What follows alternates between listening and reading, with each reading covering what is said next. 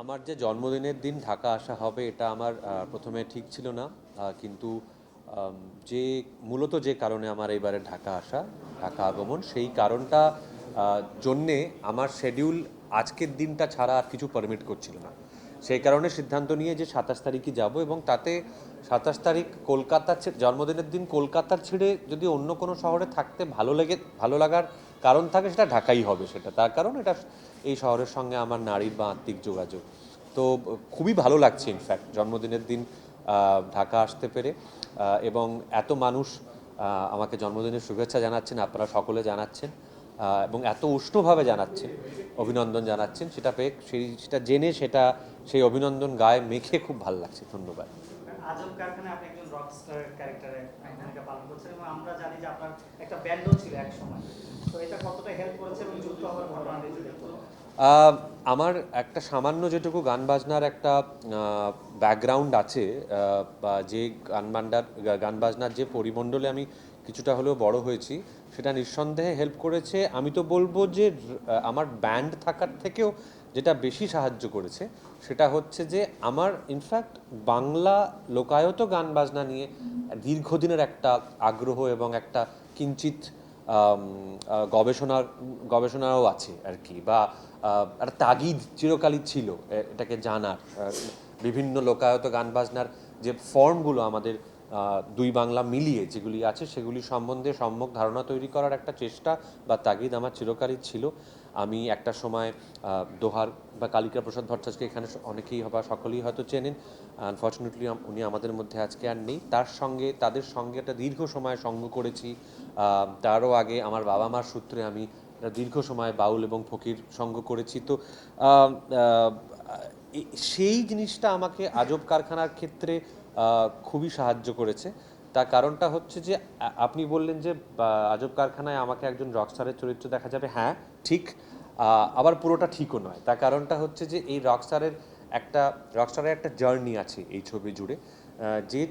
যে জার্নির মধ্যে দিয়ে তিনি কোথাও একটা আমাদের বাংলার যে শিকড়ের যে গান বাজনাগুলি, তার সঙ্গে তার পরিচয় ঘটে। তো একদিকে যেরকম আমার ব্যান্ড থাকা বা রক মিউজিকের সঙ্গে আমার সহবাস কিছুটা সময় সেটা যেরকম সাহায্য করেছে, তেমনি আবার এই বাংলা লোকায়ত গান নিয়ে আমার যে চিরকালীন আগ্রহ বা তাগিদ সেগুলিকে জানার, সেটা আবার পরবর্তীতে গিয়ে সাহায্য করেছে। যে দুইয়ের সংমিশ্রণটা আমার মনে হয় সেটা জেনেই হয়তো শবনম কোথাও আমাকে কাস্ট করেছিলেন ছবিটাতে। মিউজিক্যাল ফিল্ম বাংলা ভাষায় খুব কম হয়। আপনি আগেও একটা করেছেন 033 নামে, আবার এখন আজব কারখানা আসছে। আসলে বাংলা চলচ্চিত্রে মিউজিক্যাল ফিল্ম আসলে কতটা গুরুত্বপূর্ণ, বা যেটা বলছেন যে শেকড়ের একটা সন্ধান করা, আমাদের বাংলা গানে তো অনেক ঐতিহ্য বা শেকড় রয়েছে। তো এগুলো কতটা ইম্পর্টেন্ট আসলে অডিয়েন্সের জন্য? দেখুন, মিউজিক্যাল ফিল্ম আলাদা করে না একটু বলা মুশকিল, বিকজ মিউজিক্যাল ফিল্ম আমাদের বাণিজ্যিক ছবিতে তো গান থাকে, মানে প্রবল গান থাকে, মানে প্রচুর গান থাকে, এবং সেগুলি খুব জনপ্রিয় হয়। সো সেগুলিকে আপনি মিউজিক্যাল ফিল্ম বলবেন না কোন যুক্তিতে, সেটাও তো ভাবতে হবে। হ্যাঁ, এই কথাটা ঠিক যে আজব কারখানাতে যে ধরনের গান বাজনা নিয়ে আমরা যে অন্বেষণটা করার চেষ্টা করেছি, সেইটা হয়তো হট করে 5টা ছবিতে থাকে না। এখন গুরুত্বপূর্ণ তো নিঃসন্দেহে, কেননা এটা তো আমাদের যে গান বাজনাগুলো নিয়ে চর্চা আজব কারখানায় আমরা দেখব, সেই ফর্মগুলো, সেই আঙ্গিকগুলো, লোকায়ত গানের সেই আঙ্গিকগুলোই হচ্ছে আমাদের, সেগুলোই আমরা, কিন্তু সেগুলোই আমাদের তৈরি করে আর কি। আমরা যে মানুষ, বাঙালি হিসেবে যে আমরা যে মানুষ, যে ব্যক্তিবিশেষ, আমরা ব্যক্তিবিশেষ তো কেউ আচমকা একদিন জন্মাই না একটা পৃথিবীতে, উদ্ভিদে মানে হট করে তো একদিন তার পেছনে তো তার একটা লেগাসি থাকে, একটা ইতিহাস থাকে, আমাদের সমাজের একটা এভলিউশন থাকে। তো সেই সবটার থেকেই কিন্তু আমরা জন্মাই। হ্যাঁ, তো সেইটা বিচার করলে দেখতে গেলে কিন্তু আমাদের শিকড়গুলো সব এই গান বাজনাতে বাঁধা আছে। তো সেগুলো নিয়ে যখন কাজ যদি হয়, সেটা যে গুরুত্বপূর্ণ এটা তো বলাই বাহুল্য। এর আগে আপনি বিভিন্ন চরিত্রে অভিনয় করেছেন, এই চরিত্রটায় অভিনয় করতে যে সবচেয়ে কোন ব্যাপারটাকে বেশি চ্যালেঞ্জ মনে হয়েছে? আহ, একটা জায়গা আছে, বাট সেটা না আমি বলতে পারবো না। তার কারণটা হচ্ছে যে সেটা বললে পরে ছবিটির নির্যাসটি পুরোপুরি বলে দেওয়া হবে। মানে আম, একটা জায়গা আছে, একটা খুবই গুরুত্বপূর্ণ একটা জায়গা আছে ছবিটির, যেটা আমি সহজ করে এইটুকু বলি যে একজন শিল্পী, বিশেষ করে একজন সঙ্গীত শিল্পী, আমি বিশ্বাস করি সঙ্গীত সব থেকে বায়বীয় একটি শিল্প মাধ্যম, মানে যাকে আমরা ইংরেজিতে যদি বলি, আমি ইংরেজিতে বলবো সব থেকে অ্যাবস্ট্রাক্ট আর্ট ফর্ম, বিকজ সঙ্গীতকে ধরা যায় না, সঙ্গীত হাওয়ায় ভেসে থাকে। তো সঙ্গীত নিয়ে যাদের কাজ, যে কোনো ধারার সঙ্গীত নিয়ে যাদের কাজ, তারা কিন্তু আর পাঁচটা মানুষের থেকে একটু আলাদা হন। তাদের জীবনে যখন খুব জীবন পরিবর্তনকারী কোনো ঘটনা ঘটে, আমি বিশ্বাস করি যে সঙ্গীত শিল্পীরা সব থেকে ভালনারেবল হন, সব থেকে নরম মনের হন, কাজে তাদের ওপর দিয়ে একটা ছোট ঝড়ও কিন্তু তাদেরকে অনেক বড় একটা পরিবর্তন তাদের জীবনে বা তাদের মানসিকতায় নিয়ে আসতে পারে। সেরকম একটি জিনিস আছে এই ছবিতে। সেই জায়গাটা ধরতে গিয়ে আমার মতো একটি খুব র্যাশনাল মানুষের, আর কি আমার মতো একটা খুব মানে যুক্তিবুদ্ধি দিয়ে বিচার করা একজন মানুষের, সেইটা একটা চ্যালেঞ্জ হয়েছিল, যে চ্যালেঞ্জটা আমি একজন অভিনেতা হিসেবে এনজয় করেছি, যার কারণ এই চ্যালেঞ্জগুলোর জন্যই তো আমরা এই কাজটা করি। চ্যালেঞ্জ আমারই মতো দেখতে, আমারই মতো ঘুরে বেড়ায়, আমারই মতো কথা বলে এরম চরিত্র যদি দিনের পর দিন ধরে করে যায়, তাহলে তো সেটার তো আর কোনো মানে একটা পয়েন্টের পর সেটা আর যথেষ্ট উত্তেজিত বা যথেষ্ট অনুপ্রাণিত করে না। গৌতম বাবু লালন সিনেমায় অভিনয় করতে যে বোমবাদা বেশি স্যাক্রিফাইস করেছেন, বলেছেন উনি নাকেও ঠেকেছেন। তো এক্ষেত্রে এই চরিত্রের জন্য আসলে কিভাবে বাবা, এরকম এরকম অভিজ্ঞতা আমাদেরও হয়েছে এই ছবিতে। শবনমকে জিজ্ঞেস করুন, সবটা হয়তো শবনম বলবে না, কিন্তু কিছু অভিজ্ঞতা এরকম হয়েছে। আমরা যে যে রিমোট প্রান্তে গিয়ে শ্যুট করেছি, যেখানে যেখানে মাঠে ঘাটে কাদায় জলে বৃষ্টিতে, এবং একটা কথা মাথায় রাখতে হবে যে এই ছবির একটা বিরাট শতাংশ আমার সহ অভিনেতারা, ইনফ্যাক্ট বিরাট না মানে অধিকাংশ আমার সহ অভিনেতারা এই ছবির, তারা কিন্তু কেউ অভিনেতা নন, তারা কিন্তু তারা অধিকাংশ সবাই সঙ্গীত শিল্পী, এবং তারা প্রান্তিক সঙ্গীত শিল্পী। তারা কেউ কেন্দুয়ার অভ্যন্তরে একেবারে ভিতরে, কেউ হয়তো ঘাটু গান করেন, কেউ জারি গান গান হ্যাঁ, তো এবারে তাদের সঙ্গে কথোপকথন, তাদের সঙ্গে দৃশ্যায়ন, তাদের সঙ্গে অভিনয়, এটা করতে গিয়ে আমার যে সব থেকে যে যেটা আমার পাওনা হয়েছে সেটা হচ্ছে যে আমরা যারা অভিনেতা, আমরা যারা সিনেমা করি, আমরা বিশ্বাস করতে আরম্ভ করি যে আমাদের জানা সত্যটাই একমাত্র সত্য, কিন্তু তা আসলে নয়। সাধারণ মানুষ যারা এই প্রান্তিক শিল্পীগুলি, তাদের সঙ্গে কথোপকথন, তাদের সঙ্গে সময় কাটানো, এটা করতে গিয়ে তাদের দৃষ্টিভঙ্গিটা, তাদের জীবনযাপনটা ভীষণভাবে নতুন একটা দিক খুলে দিয়েছে আমার কাছে বলা যেতে পারে। তো সেই জন্য বলবো যে এটা খুব বিশেষ একটি অভিজ্ঞতা এই ছবিটি শ্যুট করা আমার জন্য। বাংলাদেশে আগেও কাজ করেছেন, ভুবন মাঝিতে, শনিবার বিকেলে, এখন আজব কারখানা, পশ্চিমবঙ্গে তো কাজ করছেন দীর্ঘ সময় ধরে।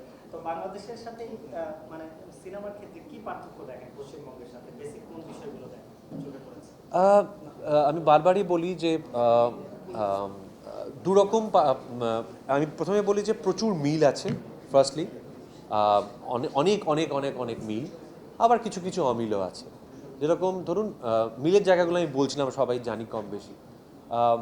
অমিলের জায়গাটা হচ্ছে, বা আমি যেহেতু পার্থক্যের কথা জিজ্ঞেস করলেন সেজন্য বলছি, পরিকাঠামোগত দিক থেকে হয়তো পশ্চিমবাংলার ইন্ডাস্ট্রি, ফিল্ম ইন্ডাস্ট্রি যেহেতু আরেকটু পুরনো, বা হয়তো আরও অনেক দিন ধরে কাজ করছেন, সেজন্য হয়তো আরেকটু আঁটো আরেকটু গোছানো। কিন্তু বাংলাদেশ বিশেষ করে গত 5-6 বছর ধরে যে ধরনের ছবি নির্মাণ করছে, সেটা আয়নাবাজি হোক, সেটা হাওয়াই হোক, সেটা সুড়ঙ্গই হোক, সেটা তুফান হোক, বা আমি এরকম আরও মাঝখানে অনেক ছবি ছেড়ে যাচ্ছি যেগুলোর আমি হয়তো অ্যালেন স্বপন হোক, আমি এরকম আরও অনেক নাম বলতে পারি, আমি নিয়মিত দেখি বাংলাদেশের ছবি, সেই কারণেই বলছি। তাদের মৌলিক ভাবনার জায়গা থেকে সেই ছবির প্রবলভাবে তারিফ করতে হয়, মৌলিকত্বের জায়গা থেকে। এবং আরেকটা জিনিস বলবো, বাংলাদেশের দর্শকের একটা বড় ভূমিকা বাংলাদেশের দর্শক পালন করছেন গত 2-3 বছর। আমি বলবো যে তারা যেভাবে নতুন সময়ের বাংলাদেশে তৈরি হওয়া বাংলা বাণিজ্যিক ছবিকে যেভাবে মানে সমর্থন করছে, কল্পনাই করা যায় না যে হাওয়া যে পরিমাণ সাফল্য পেয়েছে, সুড়ঙ্গ যে পরিমাণ সাফল্য পেয়েছে, এই মুহূর্তে তুফান যে পরিমাণ সাফল্য পাচ্ছে, সেইটা কিন্তু আমি বলবো যে সেই সমর্থনটা বাংলাদেশের দর্শক ভীষণভাবে বাংলাদেশের বাণিজ্যিক ছবিকে দিচ্ছেন, এবং সেটার জন্য তাদের একটা তাদের মানে বাংলাদেশের নির্মাতাদের তাদের প্রতি কৃতজ্ঞ থাকা উচিত এবং আমার তরফ থেকে বাংলাদেশের দর্শককে অভিনন্দন তার জন্য। বাংলাদেশের কাদের কাজ দেখা হয় বা কাদের কাজ ভালো লাগে এরকম দু একটা নাম বলা যায়? আসলে অধিকাংশ লোকই চেনা, অধিকাংশ মানুষই চেনা। আমি মানে কার কথা বলবো, আমি আমি যাদের আমি কাজের যাদের ভক্ত তাদের মধ্যে আমি বলতে পারি আমি মোশাররফ করিমের কাজের ভক্ত, আমি চঞ্চল চৌধুরীর কাজের ভক্ত। আমার আমার সমবয়সী মোটামুটি যারা তাদের মধ্যে আমি দেখেছি যে আমার নিশোর কাজ ভালো লেগেছে, অপূর্বর কাজ ভালো লাগে, জয়ার সঙ্গে একটা আমাদের ভীষণই ভালো সুসম্পর্ক আছে। জয়া দুদিকেই এত যে পরিমাণে কাজ করেন সেই কারণে একটি একটি খুবই অল্প বয়সী একটি মেয়ে, তার একটি কাজ আমি দেখলাম সাম্প্রতিক সময় ওর নাম হচ্ছে আম, আম, আম, ফারিন, ইয়েস, তাসনিয়া ফারিন, ইয়েস। ওকে, ওর কাজ আমার ইনফ্যাক্ট একটি একটি পুরস্কার অনুষ্ঠানে ওটা পুরস্কারও পেল। সেই অনুষ্ঠানটাতে আমি দায়িত্বে ছিলাম, অনুষ্ঠানটি সঞ্চালনার দায়িত্বে ছিলাম। তো ফারিনের খুব অল্প বয়সও কিন্তু ফারিন ভীষণই শক্তিশালী একজন অভিনেত্রী বলে মনে হয়। আমার মনে হয় যে এটা বাংলাদেশি মিডিয়া প্লিজ এটা ভুলভাবে লিখবেন না, এটা আমি আপনাদের সকল কাছে আমার মানে করজোড়ে অনুরোধ। এটা হচ্ছে আমার মনে হয় যে Pori Moni is a power house of talent. আমার মনে হয় ওনাকে যদি আরেকটু ভালো করে ব্যবহার করা যায় she will be fantastic I think. মানে আমি যেটুকু ওনার কাজ দেখেছি আমার মনে হচ্ছে she is absolutely fantastic and আমি মুখিয়ে থাকবো ওনাকে মানে আরও মানে ওনার কাছ থেকে আরও ডিমান্ড করা হয় এমন কোনো ভূমিকায় ওনাকে দেখবার জন্য। পশ্চিমবঙ্গের চলচ্চিত্র একটু শুনতে চাই যে সাম্প্রতিক সময়ে গত 2-3 বছরে পশ্চিমবঙ্গে মানে অধিকাংশ চলচ্চিত্র একটু ব্যর্থ হচ্ছে।